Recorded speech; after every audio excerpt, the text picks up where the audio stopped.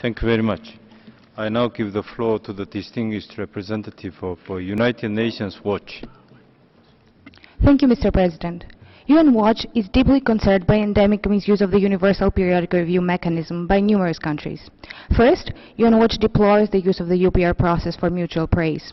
This squanders a golden opportunity to subject governments to scrutiny and to protect human rights victims. Instead, it serves only to obscure human rights abuses.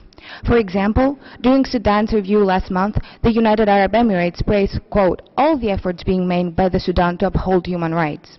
Similarly, the delegation of DPRK expressed its appreciation for the, quote, continued efforts by the Sudanese government for peace and stability as an essential fact of genuine human rights. Second, UN Watch regrets the repeated efforts by many countries to invoke the existence of UPR as a pretext to undermine and the Council's country-specific work. For example, in the March session, Eritrea said that the use of politicized country-specific mechanisms is becoming an impediment to the collective ideals and efforts of humanity and human rights. Instead, Eritrea said the use of the UPR as a means of engagement is the only way forward.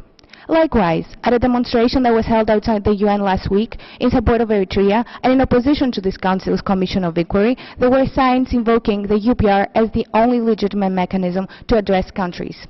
Similarly, in the March session, Venezuela also opposed all country-specific resolutions, claiming they make it, quote, impossible to engage any government in a frank dialogue. Instead, Venezuela said that the UPR is an ideal mechanism for promoting international cooperation. Mr. President, the reality is that even if the UPR were correctly implemented, that would still not constitute an adequate reason for ending the Council's work on country-specific situations, which is expressly mandated by Article 3 of Resolution 60/251. That the UPR process is routinely abused makes this suggestion even further wide of the mark. Thank you, Mr. President.